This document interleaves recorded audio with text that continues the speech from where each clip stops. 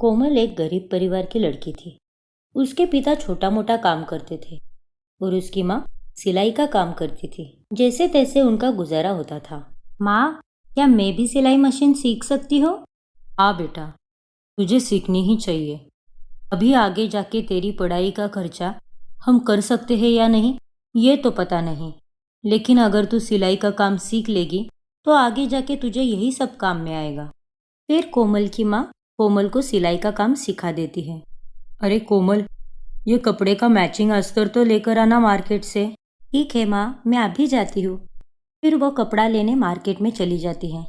वहाँ से कपड़ा लेकर वो आ ही रही होती है कि उतने में वो एक गाड़ी से टकरा जाती है। अरे, आपको लगी तो नहीं? I am really sorry. अरे नहीं, कोई बात नहीं, मैं ठीक हूँ। क्या मैं आपको रास्ते में छोड़ सकता हूँ? अरे नहीं, कोई बात नहीं, यही पास में ही मेरा घर है, मैं चली जाऊंगी। फिर कोमल वहां से चली जाती है। लेकिन राजेश तो कोमल को देखकर पागल ही हो जाता है। उस दिन के बाद वो हमेशा कोमल की राह देखता रहता है। कभी वो उसे मंदिर के बाहर देखता रहता तो कभी भाजी मंडी में। कोमल जहाँ जहाँ जाती वो उसके पीछे पीछे चला जाता। ऐसे ही एक दिन, अरे राजेश, आजकल कहाँ खोए रहते हो तुम? ध्यान कहाँ रहता है तुम्हारा?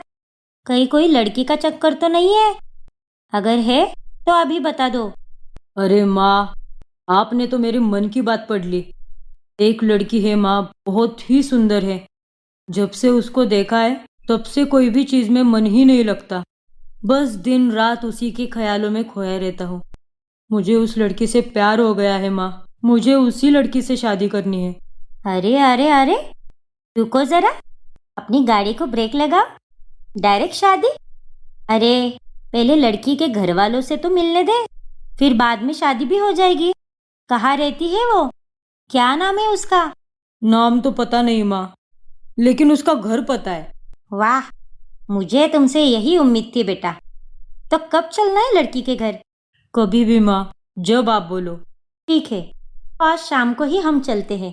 शाम के वक्त उसके मम्मी पापा भी घर पर होंगे, तभी उनसे बातचीत भी हो पाएगी। फिर शाम को राजेश और उसकी माँ कोमल के घर आते हैं। जी बहन जी, आप कौन? हमने आपको पहचाना नहीं। हम यहाँ पर मेरे बेटे राजेश के लिए कोमल का हाथ मांगने आए हैं। हमारा अच्छा खासा बिजनेस है। मेरा बेटा पढ़ा लिखा भी है। आपकी बेटी मेरे बेटे के साथ बहुत खुश रहेगी। तभी वहाँ पर कोमल आती है। कोमल राजेश को देखकर बोलती है, अरे, आप यहाँ कैसे? अरे बेटा, क्या तुम पहले से जानती हो इसे? अरे माँ, वो एक दिन मैं इनकी गाड़ी से टकराई थी, बस उतनी ही पहचान है। हाँ आंटी, लेकिन उस दिन के बाद मैं कोमल से प्यार करने लगा हूँ। दिन रात बस उसी के बारे में सोचता हूँ। उसके बगैर मैं एक पल भी नहीं रह सकता। लेकिन आप लोग बहुत रईस हैं। हम में और आप में कोई भी बराबरी नहीं है। हम लोग बहुत ही गरीब हैं। जैसे तैसे हमारा गुजारा होता है, और ये शादी भी हो गई तो हमारे पास आपको देने के लिए कुछ भी नहीं है। अरे, आज के ज़माने में आप कैसी बातें कर रहे हैं? हमें आपसे कोई दहेज नहीं चाहिए। हमें तो बस आपकी कोमल चाहिए। आप पैसों की चिंता मत कीजिए, हम शादी का पूरा खर्चा उठाएंगे। अगर कोमल को कोई एतराज़ नहीं है तो हम शादी के लिए तैयार है। उनकी बातें सुनकर कोमल शर्मा जाती है और वो शादी के लिए तैयार होती है। फिर जल्दी से अच्छा सा मुहूर्त देखकर कोमल और राजेश की शादी हो जाती है। फिर अगले दिन सुबह कोमल नहा धोकर किचन में चली जाती है। वहाँ देखती है कि खाना पहले से बना रखा है। राजेश के घर में सभी कामों के लिए नौकर थे। गुड मॉर्निंग मैम, ये लो आपकी चाय और नाश्ता। अरे, ये तो मुझे करना चाहिए, ये आप क्यों कर रहे हो? तभी वहाँ पर राजेश आता है। वो कहता है, क्योंकि ये हमारे घर पे काम करते हैं और ये उनका काम है। लेकिन अगर ये खाना बनाएंगे तो मैं क्या बनाऊंगी? अरे कोमल, हमने तुम्हें यहाँ काम करने के लिए थोड़ी लाया है। तुम घर में आराम करो, टीवी देखो, मेरे साथ गप्पे मारो, और तो और तुम तो राजेश के साथ ऑफिस भी जा सकती हो।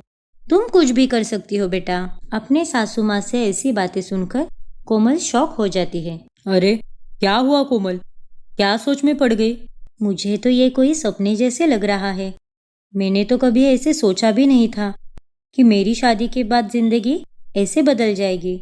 ऐसे ही दिन बीतते हैं। घर में काम करने के लिए कुछ भी नहीं था।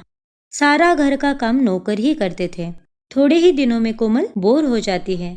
राजेश, सुनो ना, मैं घर में बहुत बोर होती हूँ। कोई काम भी नहीं होता, बस खाओ पियो, टीवी देखो और आराम करो। ये भी कोई जिंदगी है? मैं कुछ ना कुछ काम करना चाहती हूँ, अपने खुद का काम। मेरी मम्मी पापा की भी मदद करना चाहती हूँ मैं। अरे, तो उन्हें भी हम यहाँ बुला लेते हैं ना। तुम चिंता मत करो, हम अभी जाकर उनको लेकर आते हैं। अरे नहीं राजेश, वो नहीं मानेंगे। वो दोनों बड़े स्वाभिमानी हैं। क्यों ना मैं मेरी माँ की मदद से सिलाई का काम शुरू कर दूं? वैसे आइडिया तो अच्छा है। मेरे नज़र में एक है जगह, वो बुटीक के लिए सही रहेगी। तुम अपनी माँ के साथ मिलकर जो भी सामान चाहिए वो लेकर आओ और जल्दी से अपना बिजनेस शुरू कर दो। राजेश की बात सुनकर कोमल बहुत खुश होती है। Thank you so much Rajesh, मैं अभी जाके माँ से मिलकर आती हूँ। फिर कोमल अपनी माँ के साथ मिलकर सारी तैयारियां करती है और अपना बुटीक शुरू कर देती है। कोमल वहां पर नए नए ड्रेस बेचती और कोमल की माँ सिलाई का काम करती थी। कुछ दिनों में उसका बुटीक बहुत ही अच्छा चलने लगा। उसकी अच्छी खासी इनकम होने लगी। मॉम, राजेश, आपको पता है आज मेरा सारा नया स्टॉक बिक गया। मैं आज बहुत ही ज्यादा खुश हूँ। कॉन्ग्रेचुलेशंस मेरी जान, I am proud of you. मेरी बहू तो है ही होशियार। सच में कोमल, मुझे बहुत खुशी हो रही है कि तू मेरी बहू है। तूने खुद से ये बुटीक संभाला है। अगर तेरी जगह पे कोई और होती तो बस घर में बैठकर आराम ही करती, लेकिन तूने ऐसा नहीं करके काम करने की ठान ली और खुद के दम पे ये बुटीक संभाला। नहीं मॉम, ये मैंने अकेले नहीं संभाला, इसमें आप सब लोगों का साथ है, इसीलिए मैं ये कर पाई। अगर आप लोग नहीं होते तो ये मैं कभी नहीं कर पाती। ऐसे ही कोमल की तरक्की होती रहती है। कुछ ही सालों में उसे ट्विंस होते हैं। अब कोमल का हंसता खेलता परिवार पूरा हो गया था।